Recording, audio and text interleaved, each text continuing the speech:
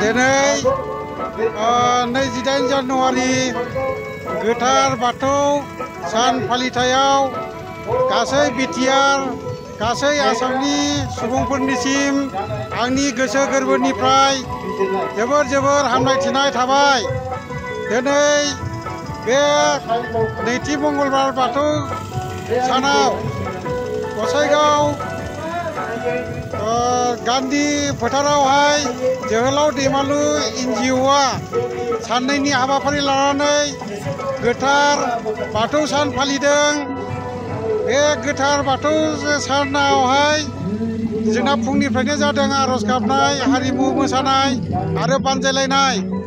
आरो बे दिनैनि बे गोथार सानाव आं जोंनि बिटिआर बासि आरो आसाम बासिफोरनिसिम बर'फोरनिसिम खावलायनाय, जोंनि बे बाथौ गोथार सानखौ जाहाथे बयबो फालियो, गाजा गोमजायै फालियो, रावबो एरसोनानै थानो नाङा।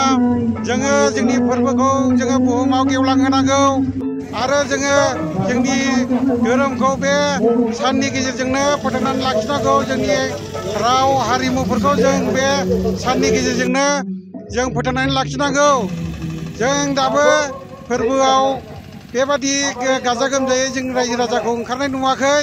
बेनिखायनो जोबोर गुरैयै खावलायनाय रायजो राजाफोरनिसिम बे फोरबोखौहाय गोजौसिनाव दोननानै बयबो जाहाथे उन्दै उनला बोराय बेन्थ बयबो धोरोम बासियालासिनो गाजा गोमजायै ओंखारो।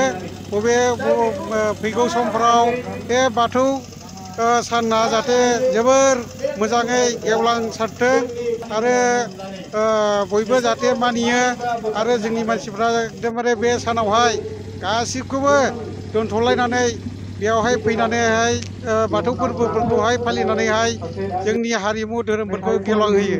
गोजोन्थों। आलासि महरै जोंना गाहाय आलासि महरै दं प्रताप बसुमतारी, काजलगावनि। बे बिथाङा बाथौ सिबियारि सुबुं।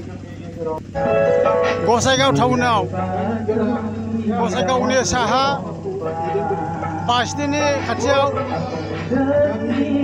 गान्धीनगर होननाय जायगायाव गोथार बाथौ सान फालिथाय फोरबो फालिनो जोङो ज' जादों। बेवहाय 2025आव बे बाथौआ गेवलांनांगौ होननानै रायजो राजानि सिगाङाव खिन्थानो थाखाय जोङो ज' खालायदोंमोन, मेल खुंदों। 2025नि 27 आरो 28 जानुवारियाव बाथौ फोरबोआ जोङो फालिनांगौ होननानै रायजो राजानि सिगाङाव गुवारै बेखेवनो थाखाय जोङो नाजादों। बिनि दारै जोङो बर' समाज, बर' हारि जेसेबां बर' दं बे बर'फोरखौ जोङो खौसे लाबोनो नाजादों। जों बे फोरबोनि माध्यमजों, बे फोरबोखौ फालिनायनि माध्यमजों जेसेबां बर' हारि दं, जेसेबां बर' लेखा गोरोङै दं, बेखौ बुजिहोनानै खौसेयाव लाबोनो थाखाय जों नाजादों। जाहाथे उन जोलैफ्राबो बेखौ नुनानै सोलोङो। उन जोलैया फरायसा फरायसुलि बयबो जाहाथे सोलोंनानै बेबायदि हानजा दायै दायै हानजा सोंनानै जाथिखौ फोथांनो आवगायलांनो बिदि नाजायो आरो बिदि जोंहा मोनसे उद्देश्य दं।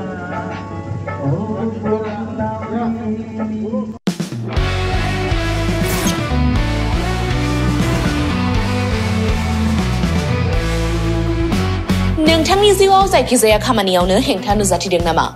गोब्राब नाजासेयावबो जिउआव जाफुंसारनायखौ मोननो हायाखै नामा? जुदि नोंथाङा बेफोर बायदि जेंनाफोरजों मोगा-मोगि जानांदोंब्ला बे खेबनिफ्राय जिंगासिनांगौ गैलिया।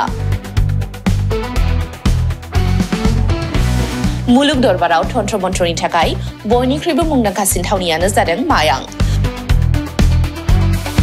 मायांखौ साधु बिद्यानि रायजो होननानैबो मिथिनाय जायो। बे मायांनिफ्रायनो तान्त्रिकनि सोलोंथाइ लानानै फैदों मुंदांखा रबि कबिराजा। बिथांनिफ्राय नोंथाङा नोंथांनि जिउनि गासिबो रोखोमनि जेंना जेंसिफोरखौ सुस्रांनानै लानो हागोन। बिसि फिसायनि गेजेराव जेंना, गोसो थोनाया गारनानै थाङोब्ला लाबोफिननाय, जुलिनि जेंना, साख्रि मोननो हायै, हा हु धोन सम्पथिनि जेंना बायदि बायदि जेंनानिफ्राय उदां जानो एबा सुस्रांनानै लानो थाखाय नोंथाङा दिनैनो दानो जगाजग खालामनो हागोन रबि कबिराजखौ। रबि कबिराजखौ जगाजग खालामनो थाखाय मबाइल नाम्बार 70991938441 एबा 7086047381 आव कल खालामनो हागोन।